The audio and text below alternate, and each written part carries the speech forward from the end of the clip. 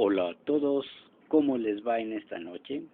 Soy yo de nuevo, la sombra felina nocturna. ¿Cómo les ha ido en este día? Pues a mí me ha ido muy bien. En este especial de octubre vamos a tratar de narrar, no como si fuera una hechura en serie de fábrica chafa de lo que actualmente llamamos la actualidad, sino que vamos a hacer pequeñas historias y ahorita pues vamos a contarles una. Permítanme, que parece que aquí el mono tiene que sacar a el felino nocturno que vive aquí.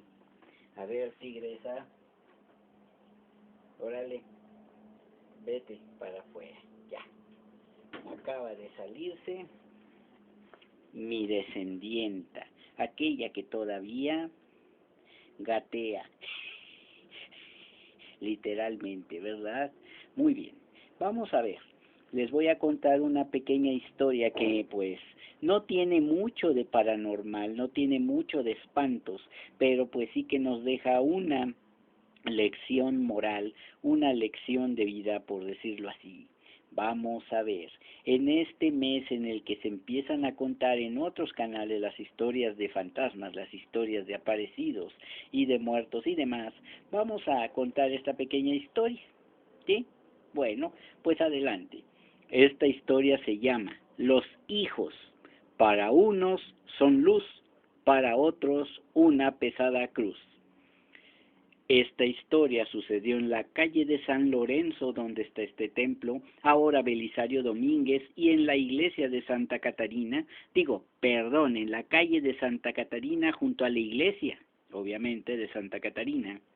Hoy, Sexta República del Brasil. Corría el mes de febrero del año 1637 y domingo, 14 el día, o sea, el día de San Valentín de ese año. Terminó la misa mayor en el beaterio de monjas de San Lorenzo Mártir, y la gente formaba grupitos por aquí, grupitos por allá, grupitos por delante a nuestra obra, diciéndose en sosegadas pláticas las noticias nuevas que andaban por la ciudad. En uno de ellos se comentaba bien el sermón, muy bien predicado, que había dicho Fray Jimeno, conventual de Santo Domingo, derramando las puras luces del Evangelio que tan santamente este monje sí seguía, con las que encendió las almas. En otro grupo, claro está, de que acababan de llegar noticias de que ya había sido amarrada en Acapulco la famosa nao de China. Ya desde entonces andaban aquí trayendo fayuca estos niños, ¿verdad? En el grupo de este lado se aseguraba que arribó un avión mercante a Veracruz, fíjense, de extremo a extremo. En el otro, que el arzobispo de entonces, Manso y Zúñiga, salió en visita pastoral y que dejó todo el clero encomendado al doctor don Guillén Traslocheros, tesorero dignidad de la catedral, de que estaba usando. En el de más acá, se hablaba de que se decretó el asiento del pulque por 9 años en la persona de don Tristán Oyoqui y Cerdá, comprometiéndose en guardar todas las ordenanzas y de que los justicias podían celar de su cumplimiento.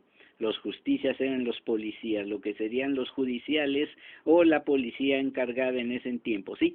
Que podían celar de su cumplimiento. Unos señores hablaban de que se había incorporado de doctor en teología en la Real Universidad al bachiller don Marcos de Pastrana y Daza, racionero de la Santa Iglesia Mayor, y que fue su padrino el rico minero Miguel Agea, quien repartió buenos momios y galas, o sea, muchas cosas, muchos regalitos. Que sacó la cátedra de sexto el doctor don Valentín Lardizábal, y la de prima de teología, Fray José de Olmedo, mercenario. Otras personas elogiaban de mil modos un magnífico acuerdo del virrey, marqués de Cadereyta, de establecer la armada que se decía de Barlovento para proteger el comercio contra los rapaces bucaneros, ingleses y holandeses, o sea, piratas corsarios que atacaban a las flotas e impedían su llegada, ya fuera a México, ya fuera a España. Otros caballeros platicaban con tristeza de que se había omitido el jubileo de las 40 horas que estaba concedido por la suspensión de general de indulgencias, por razón de un cierto año santo. Ajá, y aquí vamos ya al meollo del asunto. De pronto, estas apacibles conversaciones se interrumpieron. ¿Y por qué se interrumpieron? Se rompió la tranquilidad, el sosiego de toda aquella gente tranquila. Sí, que bien tranquila, ¿verdad?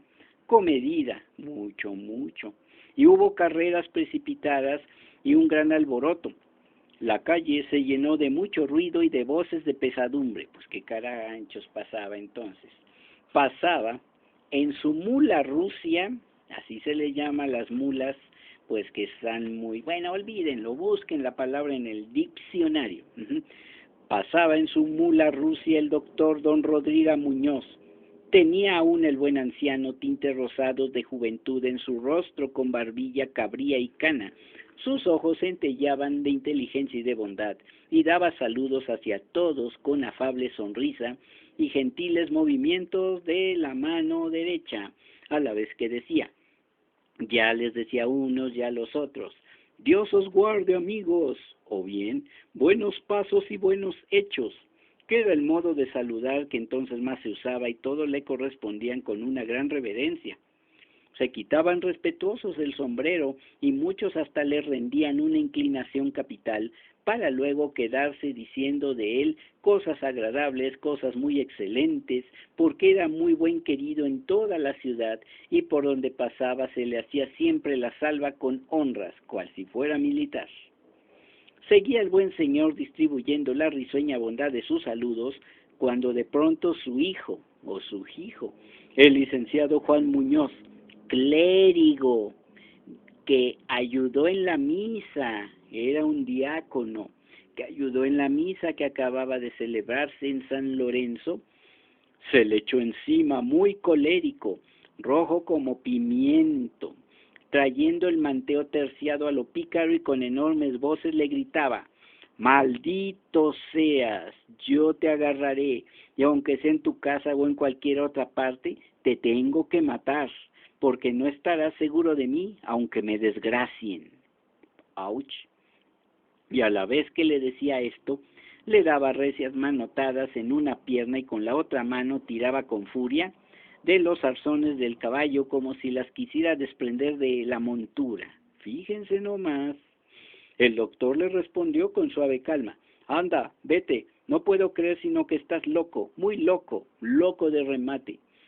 Y el mal hijo, llameándole los ojos, le replicó así, con espuma en la boca, bájate, borracho, que, lo juro por Dios que te voy a matar. A tiempo de que se arremangaba muy decidido la sotana, como con ánimo de sacar algún arma con que herirlo, pero un religioso de otra iglesia, en este caso, el de Nuestra Señora del Carmen, se le fue encima con rapidez, lo apartó de su padre y se lo llevó, ayudado por otras personas a grandes empellones calle adelante, pero el malvado no dejaba de gritar feroces improperios, con los que se iba causando muy grande alboroto y ruido en la dicha calle, y todos quedaban terriblemente escandalizados de semejante caso, y las mujeres beatas y no beatas se tapaban los oídos, horrorizadas todas para no oír aquellas palabras graves y ofensivas. ¿Cómo ven cómo se va desarrollando la historia? Y ya volvió a entrar el tigre, pero eso es otra historia. Sigamos adelante con lo que decía. Pues bien, este desbocado Juan Muñoz, por no decirlo hocicón, tenía otros dos hermanos, también clérigos y desbozados, y desbozalados como él, mejor dicho, igual de hocicones y groseros, pues, igual de blasfemos. Uno se llamaba Pedro, que tenía las órdenes menores, y Diego, ya presbítero, esto es, un sacerdote ya ordenado, el típico padrecito, y como sus hermanos, también un hombre rabioso, pero de mucho, digamos que le ponías un dedo y ya te estaba casi ahorcando, ¿verdad? Muy mal hablado, con el cual vomitaba ponzoña sin respeto alguno a las vestiduras sacerdotales que llevaba. Contábase que por dineros de la herencia materna andaban enojados, regañados y pleiteando los tres con el papá, quien ya les había dado su justa parte, pero ellos querían más, querían realmente toda la herencia de la mamá y no dejarle ni para unos tacos al pobre papá, mucho más de lo que equitativamente les tocó, y todo esto porque habían sido mal aconsejados por uno de los llamados tinterillos, esto es, un abogaducho de quinta que no sabía nada de leyes, pero cómo se las hacía para engañar a los demás, ¿verdad? Este infeliz los convenció fácilmente por la cuenta que le tenía de que el doctor Muñoz les debería dar montes y maravillas, por ser eso disque de razón y de estricta justicia. Y así era como andaba aquel terno de réprobos en perpetuas disputas que cada vez subían más en ofensas a las pobres barbas canas y a los ojos de su padre, quitándole el amor y el respeto que le debían. Como ven, sucedió que un día, a horas de las 4 de la tarde, horas más, minutos menos, salieron algunos criados uno por uno de los balcones de la casa del doctor Muñoz, situada junto a la iglesia de Santa Catarina Mártir, de lo cual ya hablamos, y empezaron a gritar llenos de aflicción: vengan, vengan, ayúdenos, gentes, vecinos, suban, que estos se matan, que estos se matan. Y muchos vecinos acudieron en el acto al aflictivo llamado de esas voces y también numerosos transeúntes. A grandes zancadas subieron toda la escalera y, horrorizados, se encontraron que este doctor estaba defendiéndose con espada y broquel de sus tres hijos que lo acometían brava e injuriosamente con las espadas, ultrajándolo además con horribles cosas que le echaban a gritos a la cara. Le salían a borbollones las palabras infames, ultrajantes, lacerantes, lastimándolo. Varias personas se pusieron por en medio para evitar que aquellos desgastados clérigos, bueno, o mejor dicho, de la molienda del mismísimo Lucifiero, matasen al padre, pues uno de ellos ya le había dado una larga cuchillada por la cara, que le tomaba desde la frente al pómulo, brotándole, ondulante, un verdadero caudal de sangre, que le bajaba por el cuello, le corría por todo el talle e iba a encharcarse en el suelo.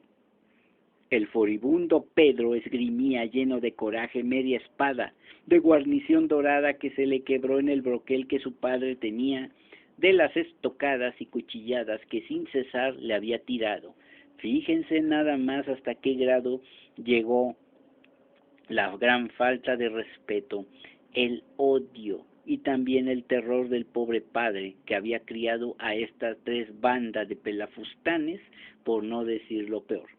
Malos hijos, decía el doctor, a vuestro padre tratáis de esta manera después de haberlos criado y honrado. Pero ellos, sin hacerle ningún caso, lo cargaban de ultrajes y le seguían enviando sin parar muchos tajos y reveses uno tras otro.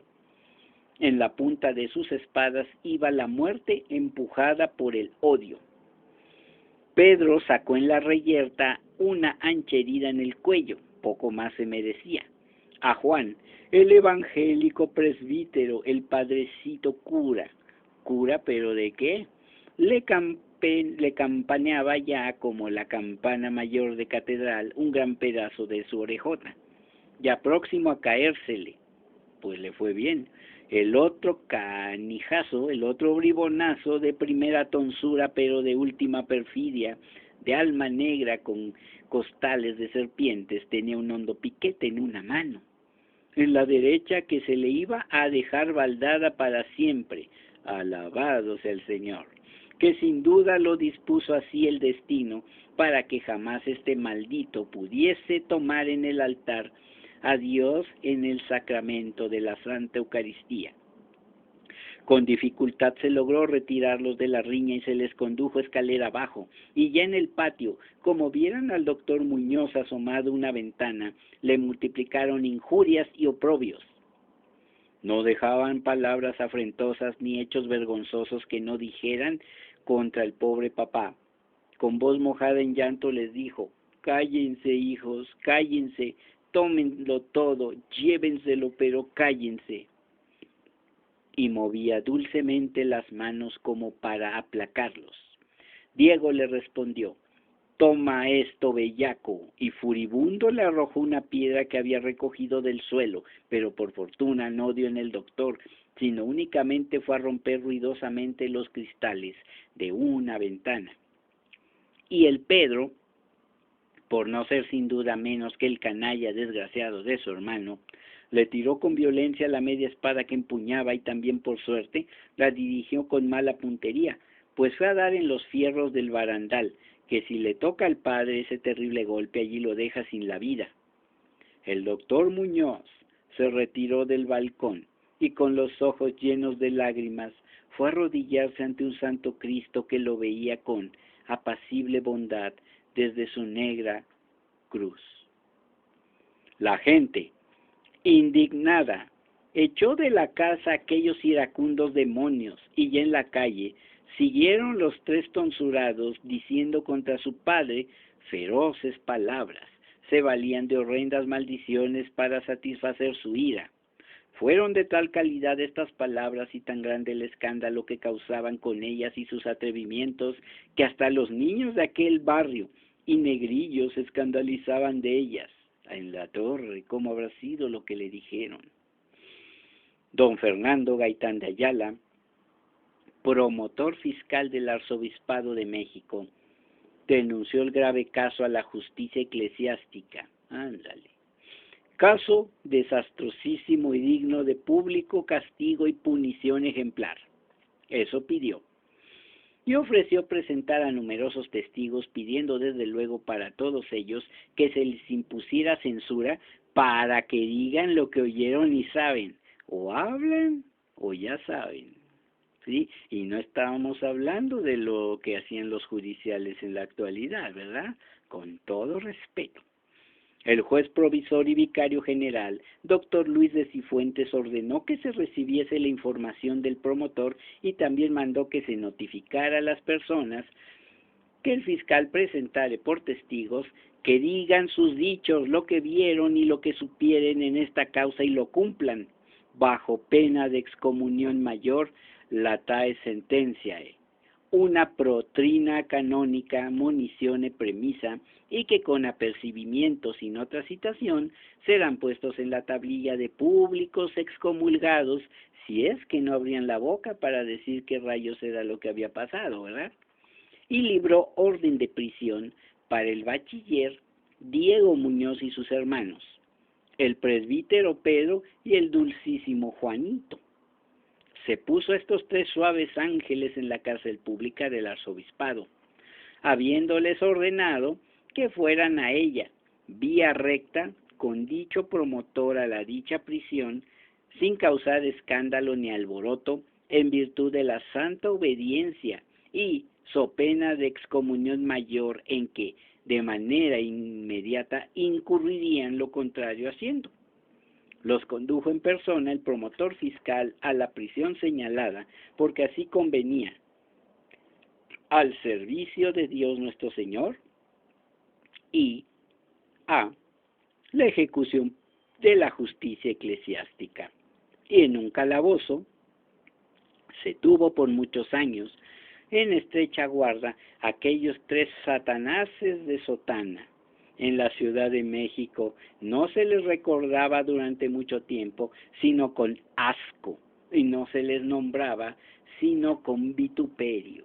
¿Cómo ven, mis queridos felinos nocturnos, esta pequeña historia? Y aquí sí les hago una reflexión, pues en este mes de octubre, que ya al final termina con la noche de Halloween, el 31 de octubre, que es en realidad la víspera de todos los santos el 1 de noviembre y el 2 de noviembre, que es el día de los fieles difuntos. Pero ¿cómo ven cómo ya se portaban los hijos en esa época?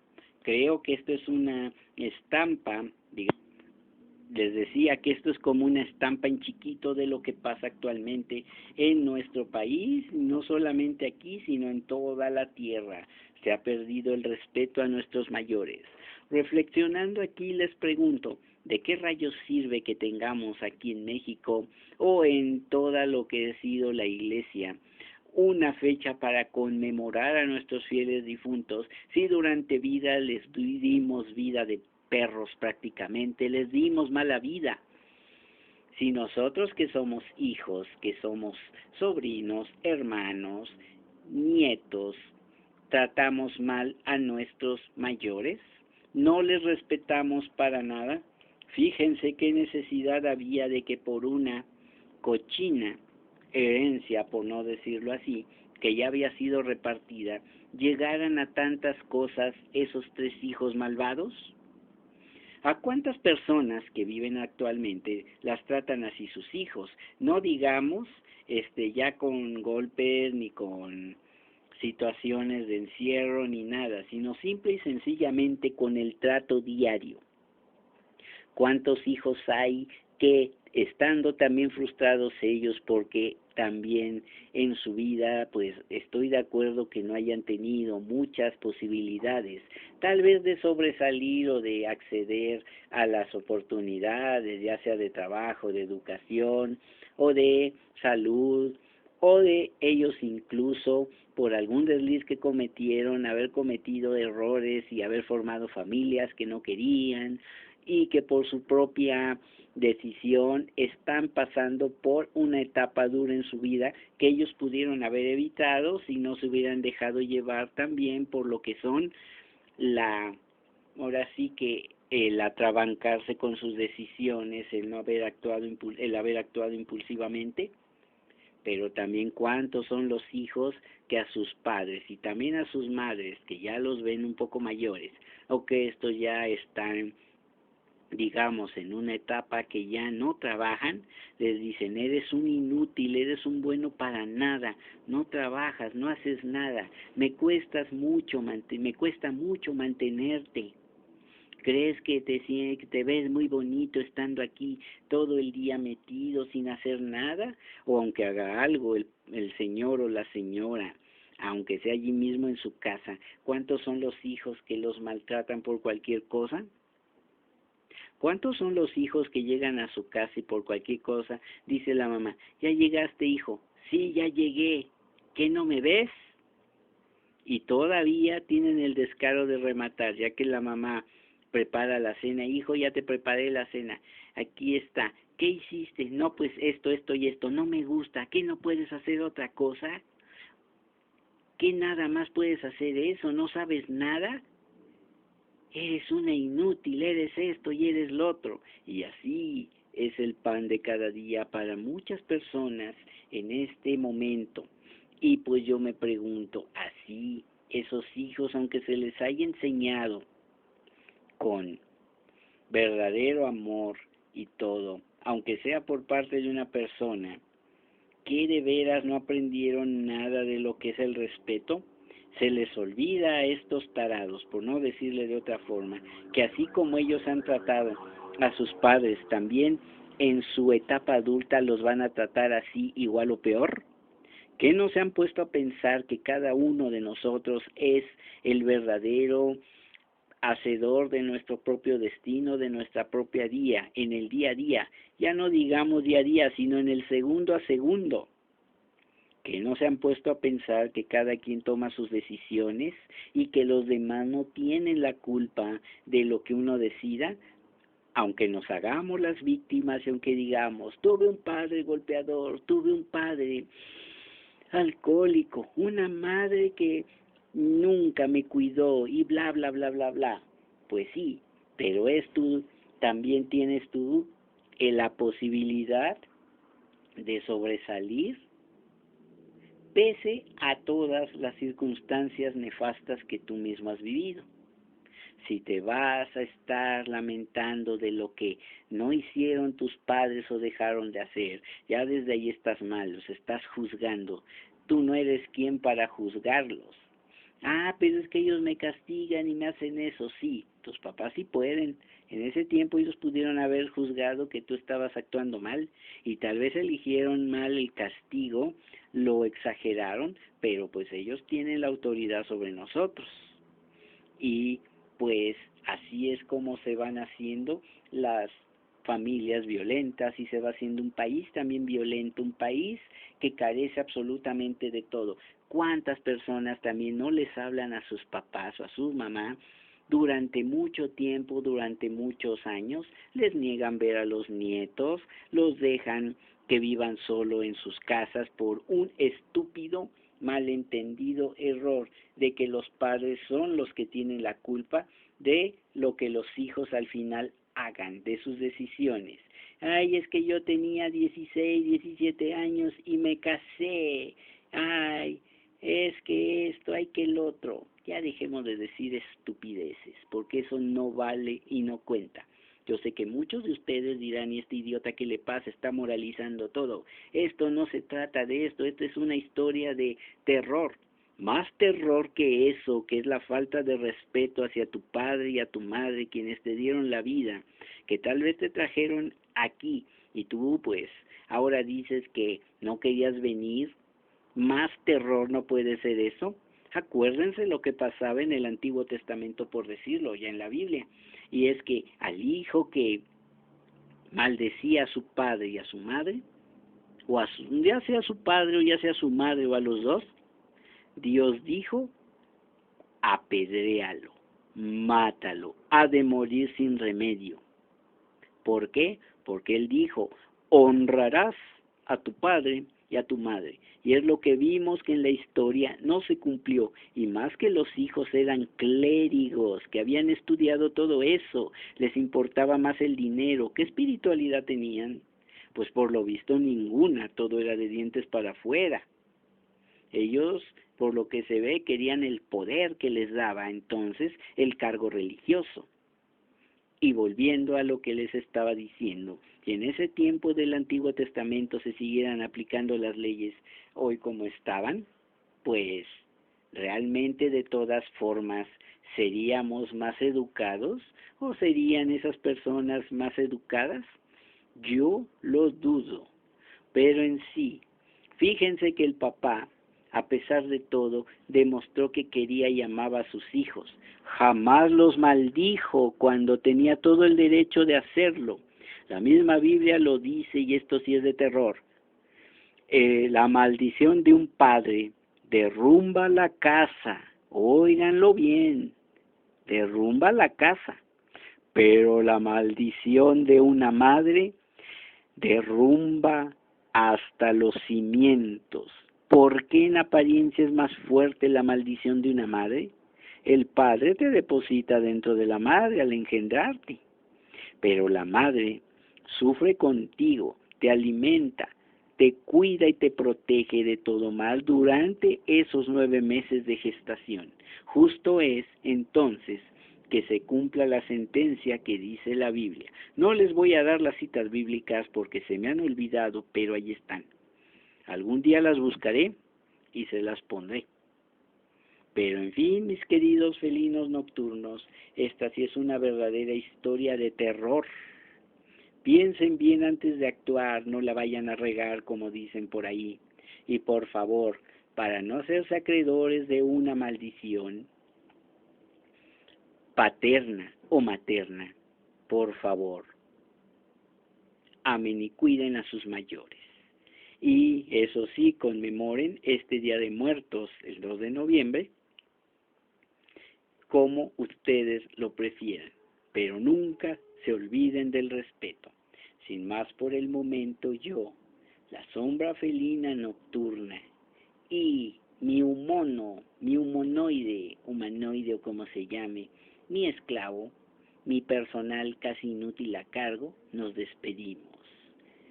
Y pues esta fue la historia de esta noche, que pasen muy buenas noches, mis queridos. Suscríbanse al canal, activen la campanita de notificaciones, comenten abajo, denle like al video y compártanlo en todas sus redes sociales. Sin más por el momento, me despido. Hasta la vista.